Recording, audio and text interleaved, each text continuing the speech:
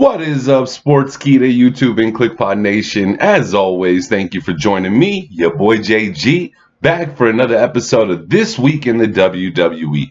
So with that being said, before we hop into the show, I want to give you guys some quick updates.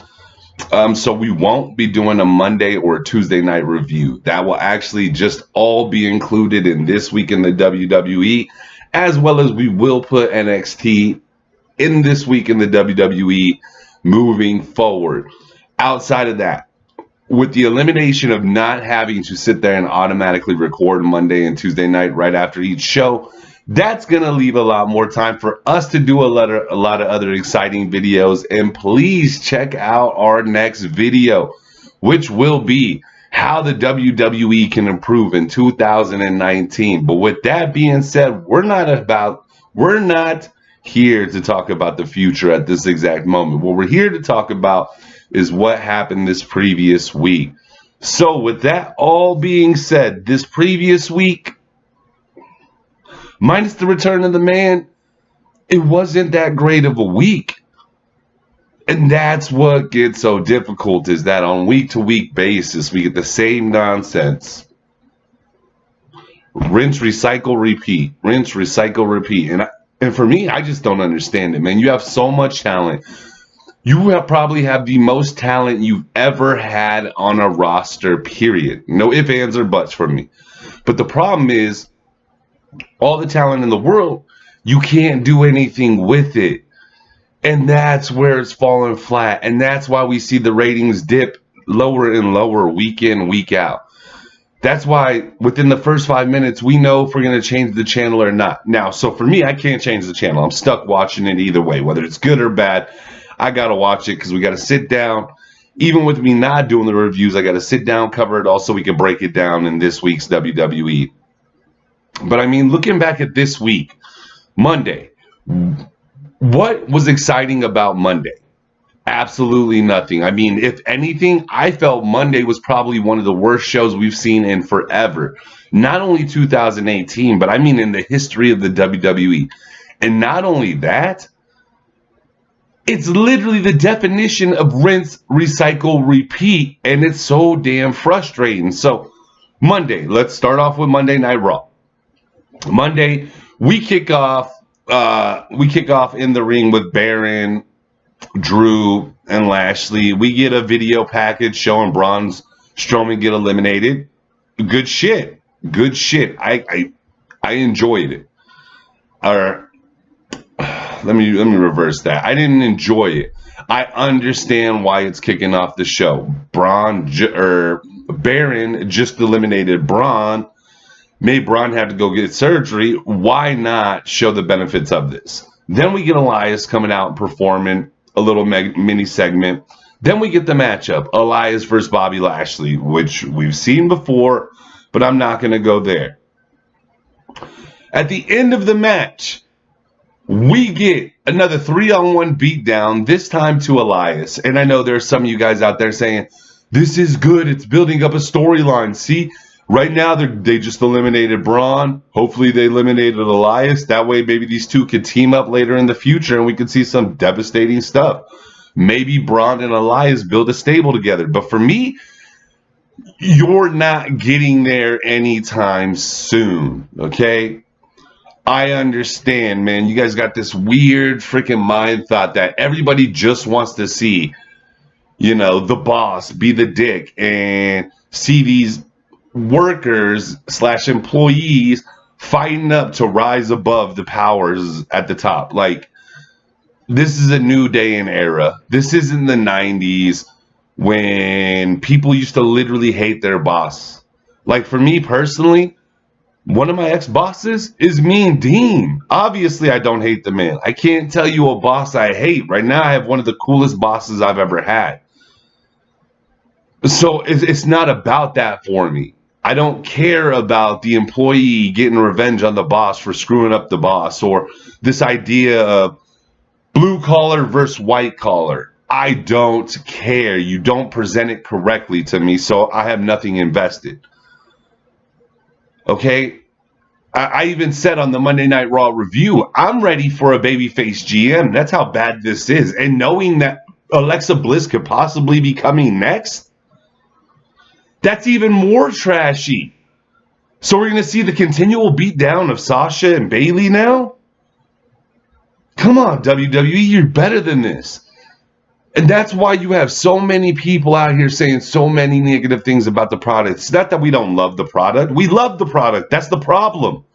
If I didn't love the product, I would have turned away like the rest of these viewers that aren't watching anymore. But we love the product so much that if others aren't willing to stand up and announce this out loud, we have to do it because we want to see a change. We want to see the WWE reach the potential we know it has in it. And it feels like it just doesn't care. It doesn't care. It's almost as if Vince McMahon just doesn't care about the product anymore. It's like once it goes to Fox, who cares? I got all this money. Linda's running for Congress. Shoot, we can end the WWE. And that's the thing that we don't want. That's the last thing we ever want. So it gets frustrating, man. So once again, we see Elias get destroyed like Braun. Okay, fine. Fine. Fine. You can improve your show from there. That's not the end-all and be-all. That's the first 30 minutes of the freaking show. It's not the end-all be-all. There's 2.5 hours left. And that's what's important. So then we continue on through the evening. And we find out Alexa Bliss is going to run the women's division. Not a real huge shocker. Honestly, at this current moment, I don't have issues with it. I know it's going to be something that I don't enjoy. But understanding Alexa Bliss's situation, at the same time, it's very admirable that the WWE would do this for her. But at the same time, it makes me wonder about backstage politics and how corny they are. And why we keep seeing the same damn champions all the time. Then, we get a Dean Ambrose promo, which was good. The only complaints I have with it was the doctor injecting the shots. Like, if you're quote-unquote giving him injections of shots, like rabies, tetanus, things to help him fight the polluted people of, where were we this week? Cleveland, no, Milwaukee. To help him fight the deluded people of Milwaukee, I get it. Cool, have no issues with it. But when the doctor pulls away the needle and your camera's off so I can still see the liquid, what are you selling? What are you trying to get across? Because you're not even paying attention to the details. And that is some of the most important things in wrestling, period, is the details, man. Then, once again, we get Lucha House Party versus the Revival. And once again, it gets flipped to Lucha House Party rules. And guess who wins? Lucha House Party. Shocker, man. Pardon me, guys. Then we get Nia Jax. The most boring on a microphone I have ever heard in my life. No ifs, ands, or buts. And it's funny because, as you guys know, we do the Kliqpod wrestling, fantasy wrestling, which is almost coming to our first playoffs ever. Your boy doesn't have a win, and I'm probably not going to make the playoffs. But with that being said, it was pretty fun this year. But the team just fell apart for me. But we were joking inside the thread, inside the Kliqpod fantasy wrestling thread. And while we're joking inside of there, one of my buddies makes a comment that, you know, the whole Nia thing, they do it for The Rock. And then I comment right back, and for Roman. And that's the simple fact is, man, just because the ties that she carries, the WWE promotes her as she could be something special, she cannot. Okay, it's not a situation where The Rock shows up one night, gets booed even though he's a babyface, turns around and becomes one of the most charismatic people we have ever seen in this industry. Okay, this is a situation where opportunities have been given to Nia multiple times. Okay, Alexa and Nia was boring as shit. Ronda and Nia the first time was boring as shit. Now, do I think Nia is more believable in a match with Ronda Rousey? Yes, I do. Yes, I do. I'll give you that there. But the match is still boring.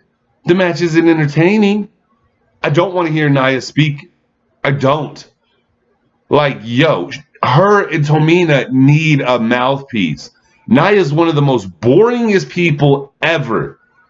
It has nothing to do with her looks, Her weight, my buddy thinks Nia is like the finest thing since sliced bread. I think Nia is a very attractive woman. But when we talk about wrestling, we don't give a crap about your looks, man. I don't care if you're the most ugliest, unattractive woman ever. If you can wrestle and perform and drop a promo, I will give you all the credit in the world. And honestly, I will probably become one of your biggest fans. Okay, perfect example. If you go back and watch old shows, I clearly state I was never attracted to Becky Lynch. She never did it for me.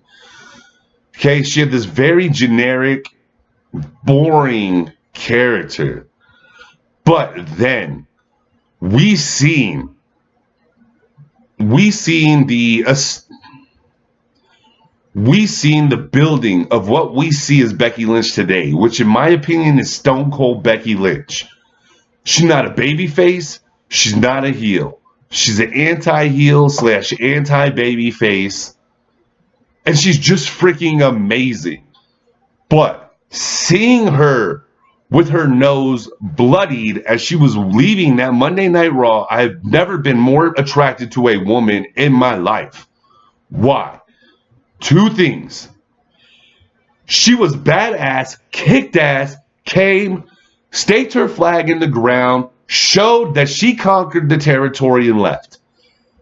Not only that, it's this new freaking persona she has about herself where she just don't give a damn and she just wants to kick ass. Has nothing to do with how she physically looks. It was how she presented herself, and God, does she do it in the greatest way ever. But then you got people like Nia who are given opportunities they don't deserve. What has Nia done for this? I've never heard one person say, I want to watch Nia in another championship match, or I think Nia deserves the belt again. If anything, it's Nia. Stay the hell away from my TV because you shouldn't be on here. We're not entertained by you. And this past Monday night was another prime example. Another prime freaking example, man, of how bad Nia Jax truly is. Okay? And the shittiest part is, inside of me, I have high hopes for the tag team of Nia and Tamina. I think together, these two could be absolutely amazing.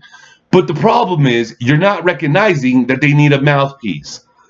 Okay? I don't care if it's Paul Heyman. I don't care if you bring back James Ellersby. I don't care who you bring in. They need a mouthpiece. And do you honestly know who might be the perfect mouthpiece for these two at this current moment? As crazy as it sounds, Teddy Long. Think about it for a second. Teddy Long. I think Teddy Long would be absolutely amazing mouthpiece for these two ladies.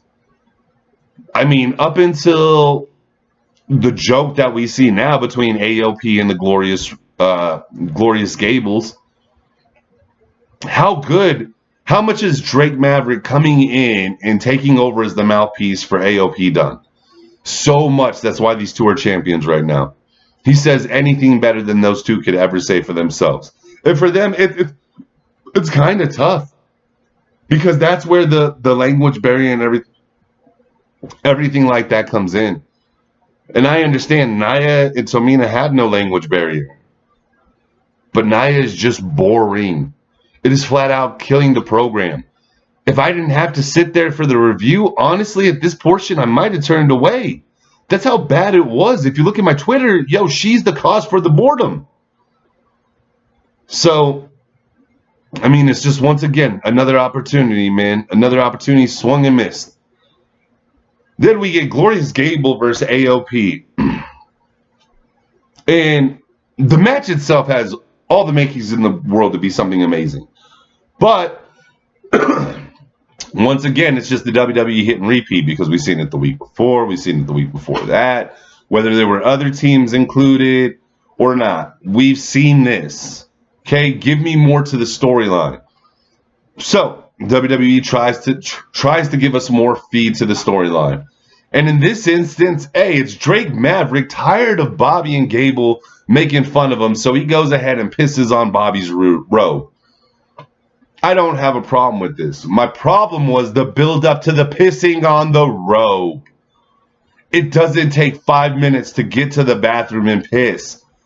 Like, everybody acts like it was a shocker when he was just messing with the rope, slowly walking up the walk ramp. Like, was there anybody out there who was honestly saying, I wonder what's coming next? I don't think there was a damn one of you out there thinking that. I think everybody knew he was going to pee on it. Just piss on the damn thing, get it over, let's continue the storyline. Why are we using piss in the storyline anyways? God, man. And then Glorious Gable's supposed to be portrayed as the baby faces in this, but it's funny because I see them as the heels. I don't make fun of somebody who pisses their pants or has little accidents. Isn't the WWE supposed to be about anti-bullying? But yet you have one of your babyface tag teams bullying a heel manager? Get out of here with that crap, man. I get the bullying, man, but not in instances like this. Okay, this could have been played out much better with a different idea, man. The piss in the pants, get over it, man. They're adults who can't control their bladder movement. It's not because they choose not to. It's because there are medical conditions to this. And with those medical conditions, then you're ostracizing those people who have those issues already. So not only are you losing current fans, but you're losing any new potential at new fans you could possibly bring in. Or what if a parent would have seen this? Or, I'll be a prime example. I ain't stopped pissing my bed till I was 9 years old. Not ashamed of it. Things happen, man. For whatever reason, I couldn't stop pissing the bed till I was 9. If I would have seen this at the age of 9, I'd have turned this crap off. And the funniest thing is I was watching wrestling before the age of 9. But if I'd have seen this, I'd have been done. I'd have never tuned back another day in my life. Because this is stupid. Over pissing your pants? There's only one piss the pants scene in WWE history that will ever be phenomenal. And that was when Stone Cold pulled the trigger on the 316 gun and Vince McMahon pissed himself. That was phenomenal. It played perfectly in the storyline. There was a build-up to why Vince McMahon pissed his pants. Stone Cold was running through the whole arena the whole evening trying to get his hands on Vince McMahon with a gun in his possession. And then when he finally got Vince in the middle of the ring and he pulled that trigger and it said, Austin 316, Vince pissed his pants. Absolutely done amazingly. We get it. Nobody offended. But then you take one of the smallest dudes on the roster in Drake Maverick, have him get intimidated by 3 of the biggest, piss his pants, and you continue to play this out week to week. Smack yourselves. Smack yourselves for your lack of creativity. You guys are a shame, man. And I am tired of it. Anybody out there who got on Dave Meltzer for what he said about Peyton Royce, but doesn't get on the WWE about this nonsense, you're a hypocrite. Question yourself before you question anyone else. Okay? Then, continuing to move on. We get Braun Strowman hurt. So, we find out Ember Moon's going to get a new tag team partner for the Mixed Match Challenge. And her new partner, Curtis Hawk.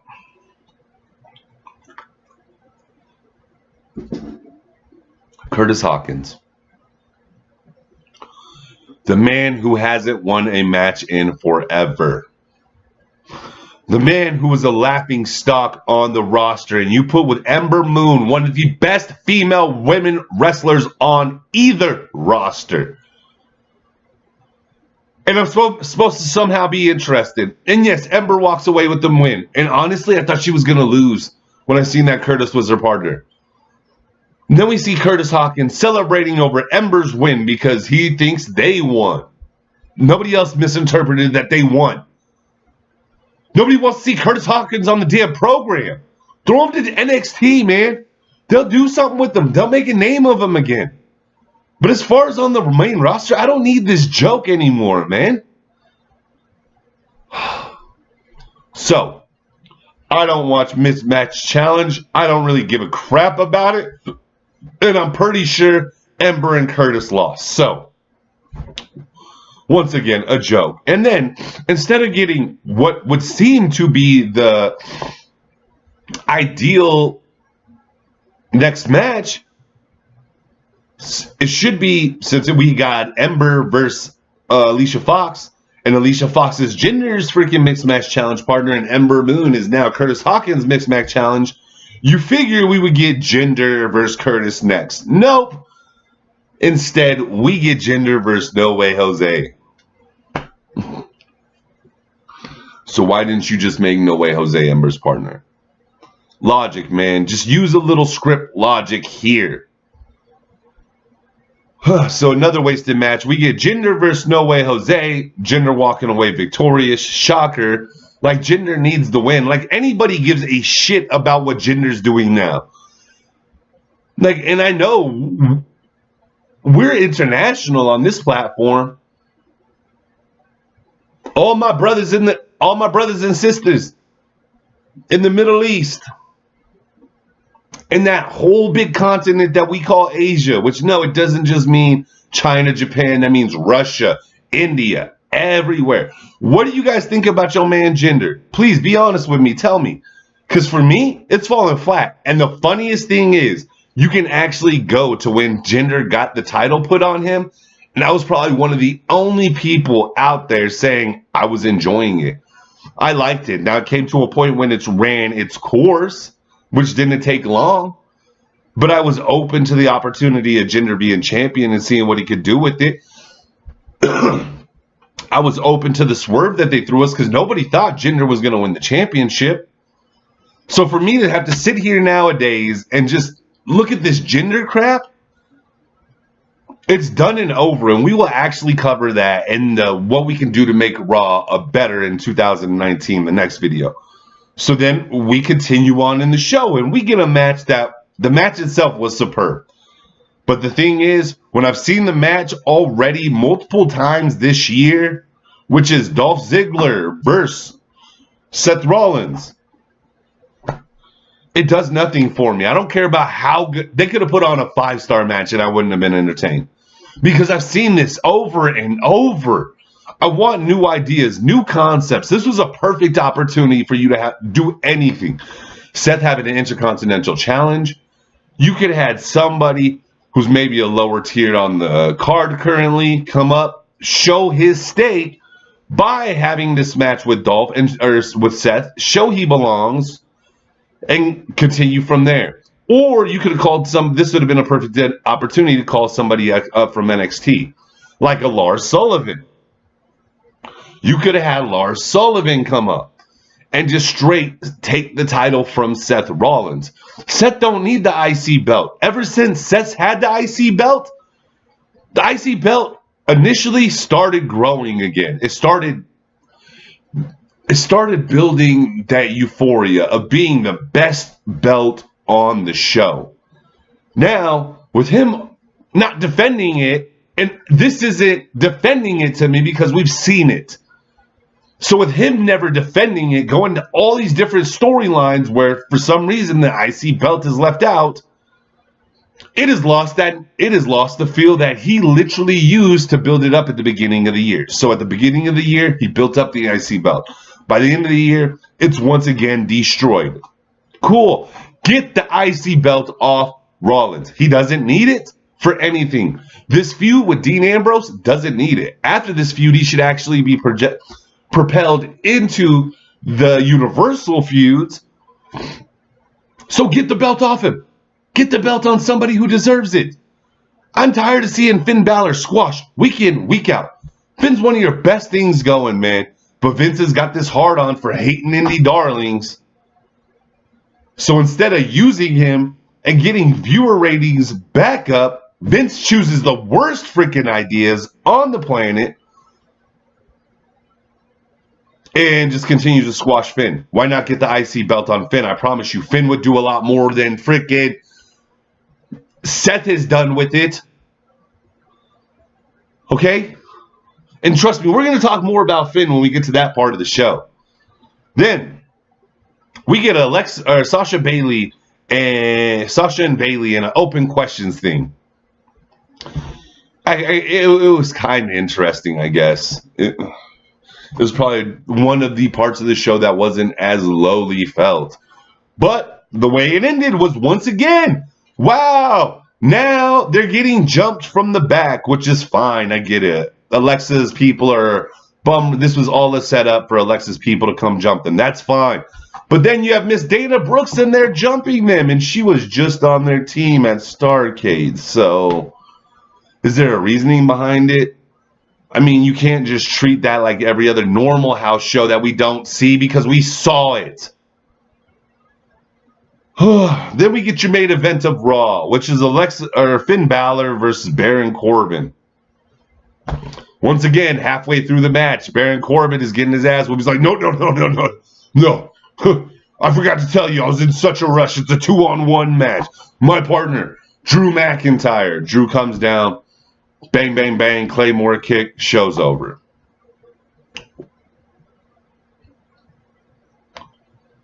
First off, every time I see Smiley Finn, I don't care, man. I don't care about this PC agenda that Finn's trying to go in where everybody belongs.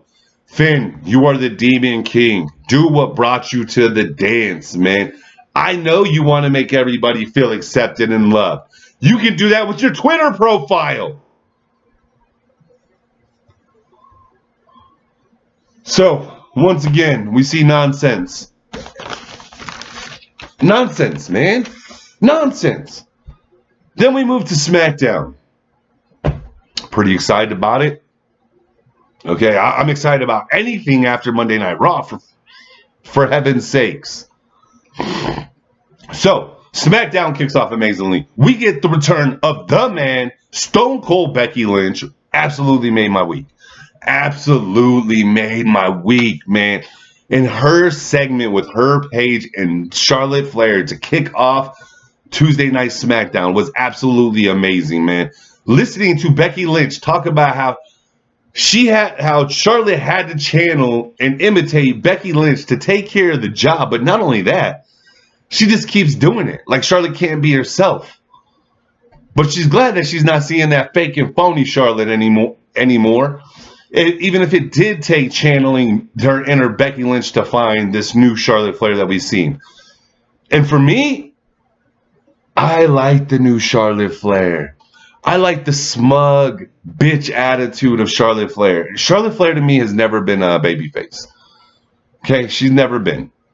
She has this smug look on her face 24/7 where, like, she might be the nicest thing ever in life. But just from what you see on TV, she has this look on her face like, I am better than all thou out there. All right? And I like that, man. I broke down on Tuesday Night SmackDown's review this week how I think we should go with this. Okay? I think that you keep Becky as Stone Cold Becky Lynch. Asuka takes the pin at freaking TLC. Unfortunately, which she shouldn't even be in this match, because it's just more to bury her. But I'll cover that when we get to that part. But you have Charlotte work with Paige. You have Charlotte and Paige build this bond. Almost like a Vince McMahon and a Rock. And then you have Becky on the outside as Stone Cold. And then Vince can do what he wants to do, which is relive his high glory when he was in this feud with Stone Cold and he had The Rock alongside him. He can relive that through Becky Lynch and Charlotte Flair and Paige. And I think that would be absolutely amazing. And this could literally carry us all the way into WrestleMania. So, excellent way to start off the show, guys. I have no issues. Then we get the women, the rest of the women's locker room coming out and saying they all feel they all could carry the show. And they all deserve title opportunities. And for me, I fully agree. 100%. I'm not against them at all. I think every one of those women could fight for the majority of those women. Slow down. Not all. Majority of those women could fight for the title at some point. And it'd be very interesting. I'm like, because I found myself honestly realizing on Tuesday, Naomi's one of my favorite women wrestlers. It's not because of her skin color or anything because of that. It's because, as corny as her promos might be, I do enjoy them for what it's worth. Her entrance is absolutely amazing, man. It does get the blood flowing. And what she does in the ring is very, very athletic. I mean, I think this is probably one of the most underrated women on the main roster who never gets her fair props, man, when she does some of the most athletic moves that we see in the women's division. Now, with that being said, are all of her matches clean? No, there's like even Tuesday's night Women's Battle Royal. There were some definite sloppy points in it. But I mean, with seeing the things that we've seen, like the Bellas, like all the botching we've seen, I don't know. I just don't know why more WWE fans haven't came around to the thought of Naomi. And it's not only that, man. You can tell she's continually working to get better and improve her wrestling, her moveset. And my hat goes off to the woman, man. I think we should see her back into title contention sometime after WrestleMania next year. I think that if we don't, she should think two options, possibly leaving the WWE, because let's be honest, nowadays the height of a wrestling career nowadays isn't making it to WWE, because there's a lot of people that don't even want to go. You can make such great money on the indie circuit, you don't have to go that route anymore. If anything, a lot of people should avoid it, because the WWE, as of late, has just killed careers. So then we continue on with the show. Sorry, we stayed on that topic a little long.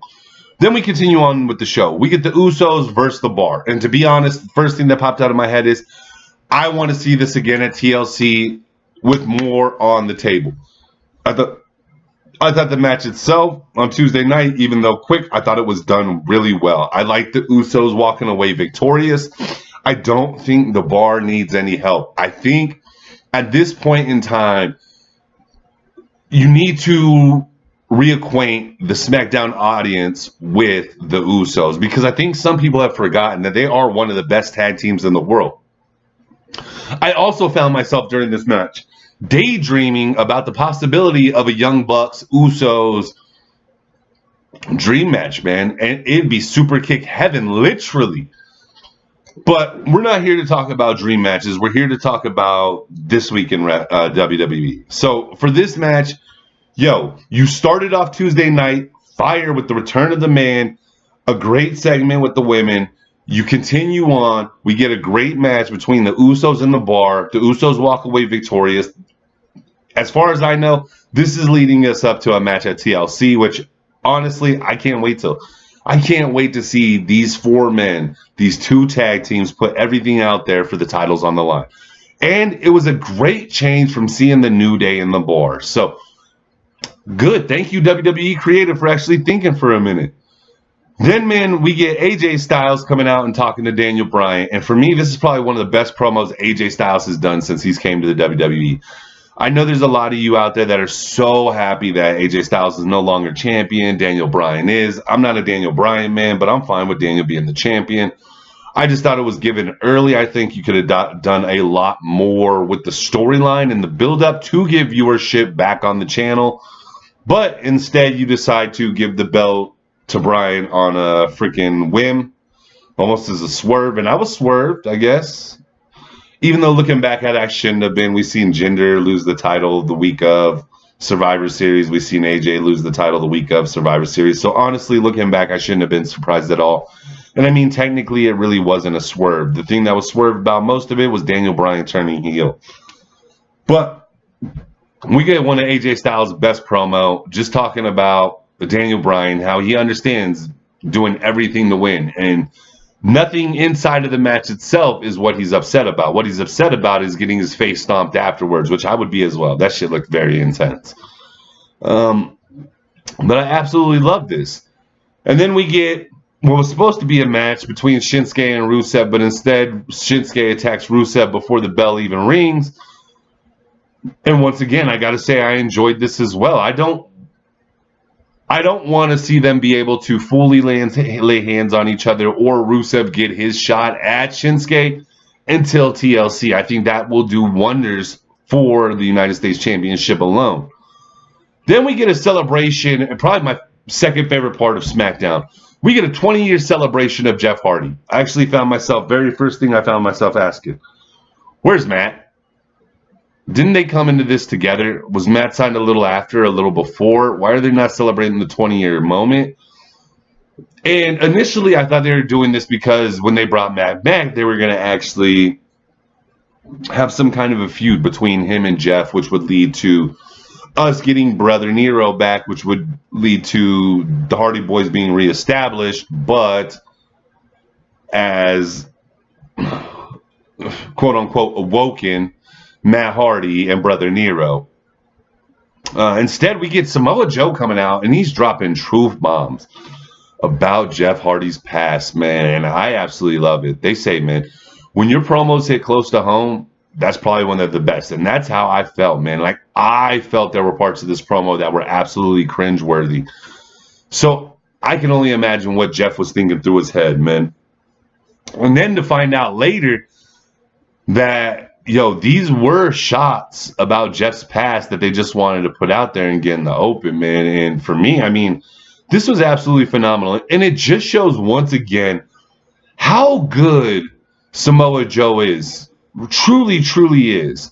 And with Daniel Bryan now being a heel, man, it kind of hurts because we know we're not going to see Samoa Joe in this title picture for a long, long time. So really looking forward to seeing what comes next from the Jeff Hardy and Samoa Joe feud. I hope they keep playing this that close to home and they keep touching on those past inner demons that Jeff Hardy has, because this is so freaking good, man. If you were able, but at the same time, man, why does Vince do this to the Hardy brothers? Now let's look back at when Lita cheated on Matt with Edge. Who was the only one getting threatened to lose his career if he spoke up? Was Matt Hardy, which once again proves how dirty Vince McMahon as a human being is. But then let's continue on to now, man. You have, once again, them playing that deep into Jeff's life. So why does Vince have this hard-on for giving the Hardy Boys some of the, like, most cruelest shit you could do to one another and having to live with it and not say shit? Why has he never done anything like this with himself? Like him cheating on Linda McMahon? Huh? Or how come he doesn't bring it up with the rest of these floozies and wrestlers on the cards? I'm like, trust me, why doesn't he bring this up with John Cena ever? On how we all know John Cena's a party animal. Hell, if you've seen or heard the stories about John Cena, yo, how come we've never heard anything touched like that in the WWE? But back to what we're talking about, I actually thought this was done very well. Am I excited for a Samoa Joe, Jeff Hardy feud? No, honestly, Jeff Hardy's going to get the win at TLC. That seems to be Samoa Joe's life now, is never win a pay-per-view as long as he exists in the company. Like, I don't get it. So I'm not looking forward to that part of the match, but I am looking forward to see what else comes out in the storyline, because you have me absolutely intrigued. Then we get The Miz versus Kofi Kingston. I guess this is fresh. I haven't seen this in forever, if we've ever seen it. The match itself, it wasn't bad at all. It just felt like the reverse 3-on-1. It felt like the baby faces were really in the heel role, and The Miz really felt in the babyface role to me. Kofi Kingston lands the Trouble in Paradise. 1, 2, 3. Kofi's victorious. What does this do for The Miz? I just think this continues to build towards him and Shane's storyline. Really excited to see what else comes forward from this storyline. And I really have high hopes that The Miz and Daniel Bryan will actually be your co-main event at WrestleMania. So I'm really looking forward and hope they really do this well. Then we get to continue... Then we get one of the best heels in the game, man. For me personally, nobody does it better than Randy Orton, man. Just when you see the sinister, truly Viper-like style of Randy Orton, I think it's at an all-time high, man. He comes out just talking this week how he never meant, like, what he did to Rey was never a disrespect towards the Mexican heritage, Lucha Libre heritage, anything towards those lines. It was all just meant as disrespect towards Rey Mysterio. Absolutely loved it, man. Once again, we see him just totally demolish Rey Mysterio. I feel this is leading to something at TLC where Rey Mysterio will get his revenge on Randy Orton. But for me personally, I don't want to see Ray be able to get the revenge. I don't want anybody to be able to get any kind of vengeance against Randy Orton until WrestleMania at least. I honestly think this should be a storyline that is just starting, that is building all the way till WrestleMania, because I would love to see these two in a WrestleMania match. where this finally comes to an end with Ray Ray walking away on top. But until then, I want to see nothing but Ray Ray getting absolutely demolished, or anybody getting absolutely demolished by Randy Orton, because this man is single-handedly showing you how great he is without even being in title contention. This is one of the best storylines going out there today. Then we get to the culmination of the main roster, and we get the Women's Battle Royal. And we get Asuka walking away victorious. So, for me, watching this, it came down to Sonya Deville and Asuka. And I wanted to see Sonya Deville walk away victorious, whether it was with assistance by Mandy Rose. I don't think Asuka would have really been hurt by losing a Battle Royal. I think getting pinned at TLC will actually hurt her a lot more, because it'll be, once again, she's in a championship match. Shows she's not of the caliber, up to the caliber of a Becky Lynch or a Charlotte Flair, which that is not my opinion. My opinion is Asuka and Becky should be in a storyline feud, period. There should be no Charlotte Flair still going for the title, because if anything out of the Becky and Charlotte storyline I'm tired of, it's the Charlotte Flair side of things. I don't care how well they've done it. I've seen it a million times. And yes, these women put on some phenomenal matches. But I think one-on-one, Asuka and Becky would literally be the match of the year. Whether it's women's, men's, just period, match of the year. So I think the WWE made a huge mistake by letting Asuka win. It's just only going to further bury her. I'm tired of the people online trying to be like, oh, I think the word buried's overused, or you can't get super hurt from losing a match. At least you're in the match, bro. No, that's not how it works, okay? Wins and losses actually do affect you, man. Now, I'm not saying you can't go on a losing streak and then come back and build something of yourself. I've seen it many a times with many, many different wrestlers. But Asuka is not a one, man. Asuka is something that the people were feeling when she was coming up from NXT. What you did was destroy everything her and Triple H worked so hard to build for her in NXT. Now, we've seen her lose to the likes of the Charlotte Flair match loss. It wasn't that bad. It hit me more as a home, like in my heart. I feel she shouldn't have lost. I feel that's when you should have had a third person in the match to take the loss. And we could have kept the nostalgia of Asuka building. Instead, WWE decided to go a different way with it. Not a problem. Then we get her losing not only once, but twice. And pinned cleanly by Carmella. And Carmella's nothing. Like, absolutely nothing, man. So Asuka's buried. I mean, I literally titled my review, I think after Mania, A Career Buried. And it was about Asuka. And I continue. And I still stay to this day, man. When Asuka comes on TV, I used to be the most excited about when she come on. Now, it's kind of like, okay, let's see what garbage match they're throwing her in. And then as soon as the Battle Royal started, I was like, damn it, I know Asuka's going to win. I already knew she's going to take the fall at TLC. It's not like we're going to see some swerve where Vince decides he's going to give the belt to Asuka. No, he's going to give the belt to the most overrated woman, in my opinion, Charlotte Flair, who wrestles shitty matches. Or sorry, I don't want to go there. She has phenomenal matches, but she's very sloppy in her matches. Her promo skills are some of the worst ever. Even though I enjoy the new Charlotte Flair we are getting, her promo skills are still the worst, whether she is being a bitch or not. Like, she never feels comfortable on the mic. It never feels like it's naturally being spewed out there. With Becky, it's just fucking natural at this point, man. Just natural. With Asuka, with her explosive, her high intensity, and her, like, always positive thought frame, it just comes natural. Charlotte, it doesn't. And maybe to say the most overrated, maybe that's taken a little too far. But I am one person that fully believes Charlotte Flair is very overrated. I think it's more of her namesake than anything else. I think there's no separation between her and her father. I hate her robe game. I hate it. I hate it. Okay? In no way do I feel that this is, like, I don't know, man. I'm a true believer that if you're a generational wrestler, like you have fathers and uncles and grandpas who have wrestled before you, What you should try to do is build a name for yourself, not live off the name that your father built. Rick built the name. Charlotte isn't continuing the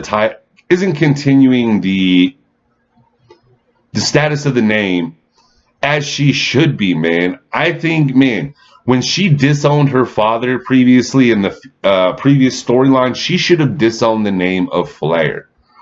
Okay, she should have just went like a one name, like Madonna, Charlotte. Become an absolute bitch. And I think she would be glorious at this moment, man. For all you guys out there that are like, oh, she's got one of the best moonsaults. She doesn't. It's very sloppily done. And the landing's even worse. But I'm not here to pick on Charlotte, man. What I am here to pick on is Asuka winning this Battle Royal. She shouldn't have won it. Sonya Deville should have won it. Because I just want to let you know this. Not only would it have meant, not only is it going to hamper Asuka taking this pinfall, and we're going to see her once again have to earn her way back up this title. When we think of this time, she's in cahoots with Naomi, so you kind of just threw that all to the side. But what's new? You're throwing everything to the side now. But I think it would have done a lot more for Sonya Deville. Reasons why. I think just being in this match alone and showing she can hang with these two women would have actually built credibility to Sonya Deville. Sonya Deville had a very strong finish to the Women's Battle Royal.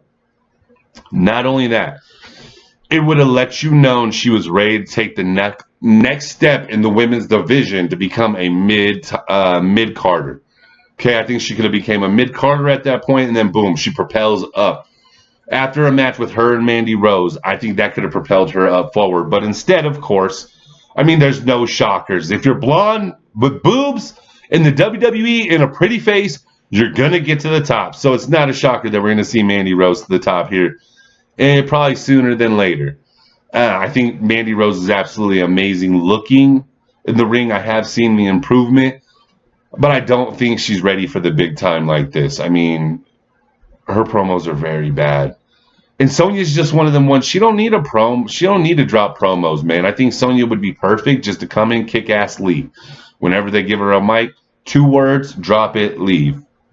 But with that being said, man, that's our coverage of this week in the WWE on the main roster. Next week will be the first week that we actually include NXT to this, as well as I'm about to hop off here because I am super excited to record our first outside video, which is going to be, how the WWE can improve in 2019. But with all that being said, as always, thank you guys so much for always joining me. And as we always say here at the end, please take names, kick ass, and peace.